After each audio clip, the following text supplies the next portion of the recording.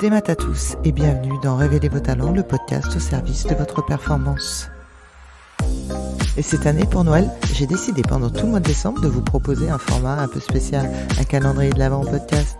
Alors, comme tout bon calendrier de l'Avent, je vous donne rendez-vous chaque jour pour découvrir une nouvelle histoire, un nouvel outil de la préparation mentale, des anecdotes de managers ou de sportifs de haut niveau, des surprises audio à écouter. Un seul objectif, vous faire voyager jusqu'à Noël et vous inspirer pour révéler vos talents. J'espère que ça vous plaira. Ici Christelle Blandin, je vous envoie une bonne dose de motivation. Ces petits démons, ceux dont on a parlé hier, ces pensées parasites, d'où viennent-elles ? Se concentrer, avoir accès à ses sensations, à son talent, c'est le pain quotidien des sportifs, mais reste la hantise de perdre ses moyens, voire de craquer sous la pression. Les mauvaises pensées, vous savez, ces petits démons qui envahissent l'esprit, qui engendrent le doute, qui affolent le corps, qui provoquent l'hésitation fatale, vous font sortir du match, et tous les compétiteurs, tous les sportifs, les connaissent bien ces petits démons. Même s'ils ne savent pas toujours les identifier, on sait qu'ils sont là.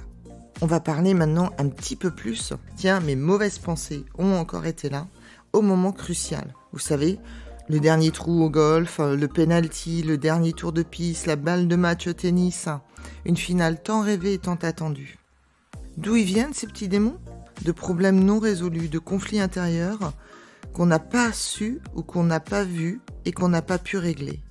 Les problèmes trouvent leur origine dans le passé, mais ils remontent régulièrement à la surface.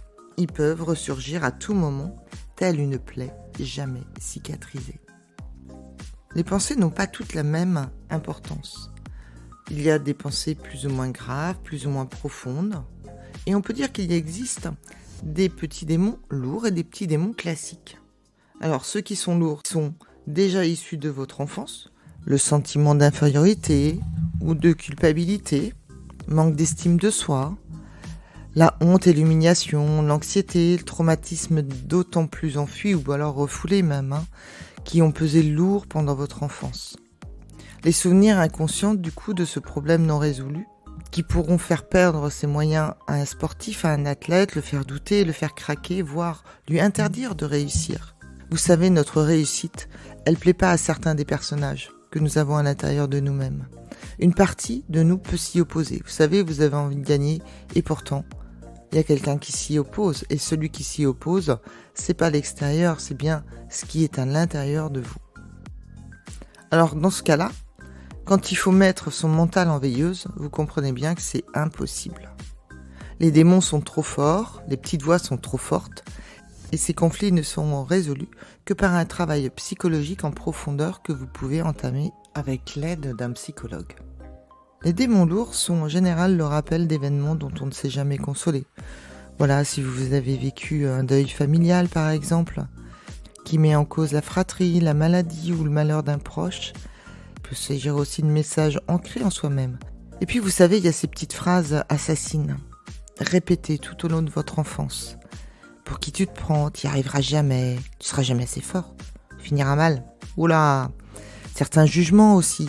Comme ton frère est tellement plus doué que toi, regarde ta sœur, regarde les autres comme ils sont meilleurs que nous. Ou des non-dits qui engendrent des culpabilités profondes. T'as pas le droit de dépasser ton père ou ton milieu. Tu viens d'un milieu modeste, tu pourras pas aller plus haut, t'as pas le droit. Ou bien on a vraiment tout sacrifié pour toi, mon chéri.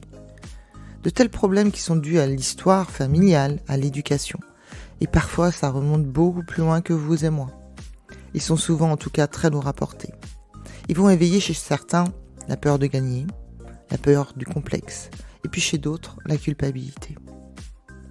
Du coup, ils peuvent empêcher vous, l'athlète, le sportif, de s'imaginer digne de prendre la place de vainqueur, de soulever la coupe, ou de s'autoriser à battre même les meilleurs.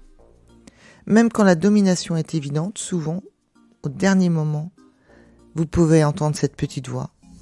Elle peut venir accabler et vous souffler dans l'oreille. Renonce à occuper une place qui n'est pas la tienne. T'en es pas digne, c'est pas toi.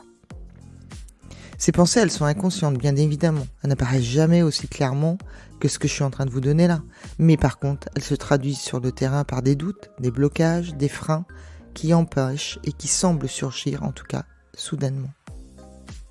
Certains joueurs, certains sportifs ont le sentiment aussi d'être envoûtés, de rester toujours à la deuxième place. Un adversaire invisible, comme des barreaux invisibles, des forces occultes qui veulent vous nuire, vous savez. Et en tout cas, ils vous ont...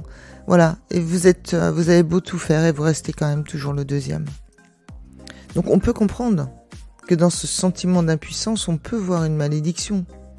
Tout en apparence marche à Versailles, la technique elle est top, le physique vous êtes au meilleur de votre forme, et tout d'un coup, tout s'enraye. L'esprit se trouble, le corps répond plus à rien. L'harmonie est donc détruite par ces petits démons qu'on n'a pas pu identifier. Il faut payer une dette dont on ne connaît pas l'existence. Et puis il y a les démons classiques. Ce sont des démons qui sont davantage reliés à l'activité et à tout ce qui s'y rapporte. Même s'ils ont aussi un rapport avec le passé, il s'agit de conflits plus communs, inhérents à la vie, aux relations humaines et bien sûr à la compétition. Contrairement aux démons lourds, ces vieux démons transmis avec l'héritage et l'histoire familiale, les démons classiques naissent en cours de route.